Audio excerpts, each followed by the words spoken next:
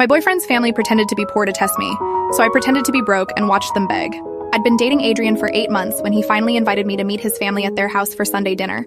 He seemed nervous during the drive, which I found sweet considering how confident he usually was.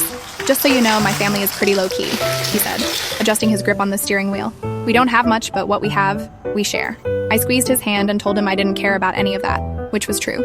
What I didn't tell him was that I'd already done my research. LinkedIn is a beautiful thing. His father, Richard, owned 3 luxury car dealerships across the state. His mother, Diane, sat on the board of directors for 2 major corporations. His older sister, Veronica, was a partner at one of the city's most prestigious law firms. The address he'd given me was in Meadowbrook, where the average home price was $2.3 million. So when we pulled up to a modest ranch house with peeling paint and an overgrown lawn in a completely different neighborhood, I knew exactly what was happening. They were testing me. Adrian parked in the driveway next to a beat-up sedan that had seen better days, and I noticed the garage door was closed, probably hiding whatever luxury vehicles they actually drove. "This is it," he said, and I could hear the nervousness in his voice. I smiled and said it looked cozy, then followed him to the front door. His mother answered, wearing a faded sweatshirt and old jeans, her hair pulled back in a simple ponytail. "You must be Sloan," she said, pulling me into a hug that felt calculated. Come in, come in. Sorry about the mess." The house was decorated like a stage set for struggling middle-class family. Mismatched furniture that was probably rented, generic artwork on the walls, and a TV that had to be at least 15 years old. But I noticed the small details they'd missed. The Hermes scarf casually draped over a chair, the Montblanc pen on the side table, the barely visible tan line on Richard's wrist where an expensive watch usually sat.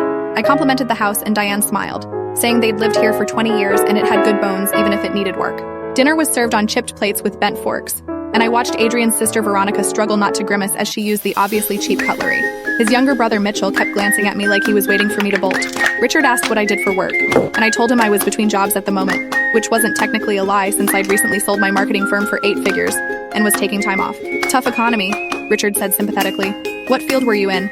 I kept it vague and said digital marketing, doing some freelance work here and there. Diane jumped in asking if I'd gone to college, and I said I'd done a couple years but had to drop out due to financial issues, which was completely false, but I wanted to see where this was going. The whole family exchanged these quick looks like they'd just confirmed something. Mitchell asked if I had student loans, and I said I was still paying them off, which made Diane touch Adrian's arm with this concerned expression. "That must be stressful," she said in a tone that was probably meant to sound supportive but came across as condescending. Throughout dinner, they kept dropping hints about their supposed financial struggles.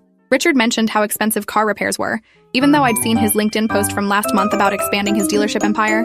Diane talked about clipping coupons and shopping sales, despite the Cartier Love bracelet I'd spotted in a photo on her office wall from the company website. Veronica complained about law school debt, which was hilarious considering she'd graduated 15 years ago and was pulling in 7 figures annually. The performance was almost impressive in its coordination. After dinner, Adrian excused himself to help his mom in the kitchen, and Richard suggested I join him on the back porch for some air. I followed him outside to a deck that desperately